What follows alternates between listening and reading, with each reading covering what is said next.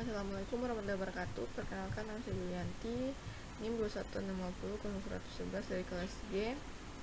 Di sini saya akan menjelaskan tugas jenis-jenis kejahatan cyber beserta landasan hukumnya. Yang pertama, di sini ada pencurian identitas. Seorang mencuri informasi pribadi seseorang seperti nomor kartu kredit atau informasi akun bank untuk melakukan transaksi ilegal atas nama korban. Contohnya itu wanita 24 tahun penjara 66 bulan atas pencurian identitas senilai 51,5 miliar. Pasalnya 362 KUHP atau Kitab Undang-Undang Hukum Pidana. Barang siapa yang mengambil barang sesuatu yang seluruhnya atau sebagian kepunyaan orang lain dengan maksud untuk dimiliki secara melawan hukum diancam karena pencurian.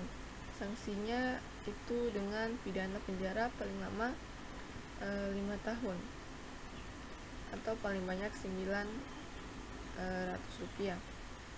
Di sini ada juga link kasusnya ke teman-teman ingin membukanya. Lanjut, kedua itu adalah phishing. Phishing ini adalah upaya untuk mendapatkan informasi data seorang dengan teknik pengelabuan. Contohnya di sini Bareskrim tangkap 13 tersangka penipuan link phishing. Pasal hukumannya itu masing-masing pelaku dikenakan jeratan pasal 3,5 dan 10 UU Undang-Undang tentang pencegahan tindak pidana pencurian uang atau TPPU. Bunyi pasalnya itu pasal 3 Undang-Undang TPPU. Pasal 3 Undang TPU umumnya itu mengatur tentang tindak pidana pencurian uang dan menjelaskan bahwa setiap orang dilarang melakukan pencucian uang. Kemudian ini ada ransomware, yang ini adalah jenis virus atau malware berbahaya yang digunakan untuk mengenkripsi data pengguna pada satu perangkat komputer atau jaringan. Aksi ini bertujuan untuk memberikan keuntungan tertentu yang berupa uang atau pembayaran lainnya. Contoh kasusnya yaitu serangan ransomware di Indonesia. Kemudian pasalnya itu 27 ayat 4 Undang-Undang ITE dengan bunyi ialah setiap orang dengan sengaja dan tanpa hak mendistribusikan dan atau mentransmisikan dan atau membuat dapat diaksesnya informasi elektronik dan atau dokumen elektronik yang memiliki muatan pemerasan dan atau pengancaman sebagaimana dimaksud dalam pasal 27 ayat 4. Kemudian malware. Malware ini adalah perangkat lunak yang diciptakan untuk menyusup atau merusak sistem komputer. Nah, contoh kasusnya itu ini malware Android yang tak bisa dihapus. Nah, untuk itu pasalnya itu 34 Undang-Undang ITE yang berbunyi berisikan kategori perbuatan yang dilarang adalah setiap orang dengan sengaja dan tanpa hak atau hak tahu melawan hukum memproduksi, menjual, mengadakan untuk digunakan, mengimpor, mendistribusikan, menyediakan atau memiliki perangkat keras, perangkat lunak dan kode akses bagi pelanggar larangannya.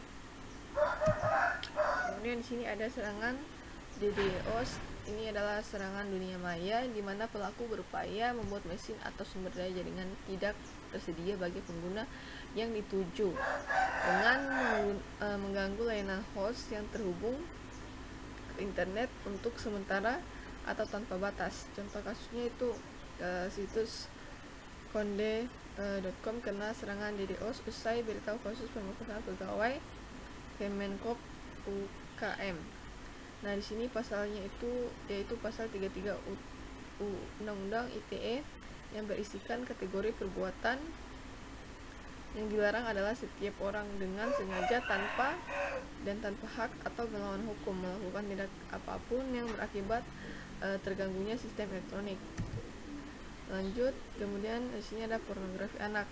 Di sini tindakan pidana yang mengeksploitasi anak-anak dan termasuk sebagai perbuatan kejahatan seksual pada anak. Contoh kasusnya itu pornografi anak di medsos. Polda DKI Yogyakarta temukan 3.800 foto dan video.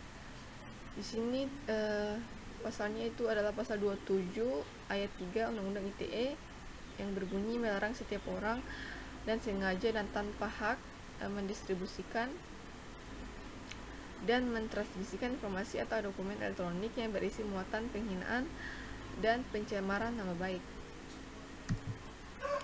Lanjut, peretasan email. Ini adalah salah satu kejahatan cyber yang mengacu pada akses tidak sah atau manipulasi akun email seseorang tanpa persetujuan mereka.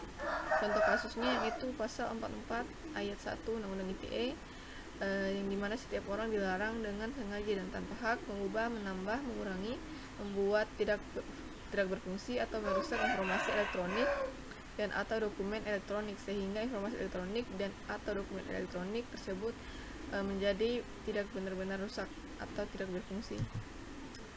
Lanjut, di sini ada pelanggaran privasi, merupakan bentuk penyalahgunaan akses data. Contohnya itu Facebook didenda senilai 69 triliun akibat kasus pelanggaran privasi. Pasal 26 yang dimana setiap orang dengan sengaja dan tanpa hak mengakses informasi elektronik dan atau dokumen elektronik yang dilindungi dengan pengamanan dipidana dengan pidana penjara paling lama 6 tahun dan atau denda paling banyak 1 miliar. Kemudian kejahatan seksual atau sexuality cyber crimes dapat secara sederhana didefinisikan sebagai pelecehan seksual yang terjadi terutama melalui internet. Contoh kasusnya yaitu kekerasan seksual terhadap 13 santriwati dan pidana mati bagi pelaku. Pasal 289A KUHP dengan bunyi barang siapa yang melakukan perbuatan cabul dan kekerasan atau ancaman kekerasan, kemudian sanksinya itu dipidana dengan pidana penjara paling lama 9 tahun. Kemudian ada di sini pemerasan online. Ini berupa pemerasan yang dilakukan terhadap korban. Modusnya adalah pelaku akan meminta sejumlah uang tebusan agar data pentingnya yang telah dicuri itu dapat dikembalikan. Contoh kasusnya itu pemasaran bermotif penyebaran foto bugil korban terbongkar.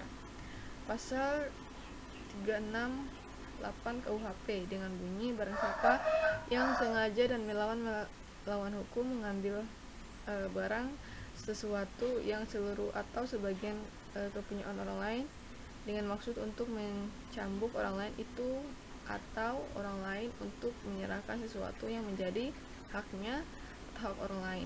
Sanksi pidananya itu dengan pidana paling lama itu 5 tahun. Nah, mungkin itu saja dari penjelasan dari saya. Jika ada kurangnya mohon dimaafkan.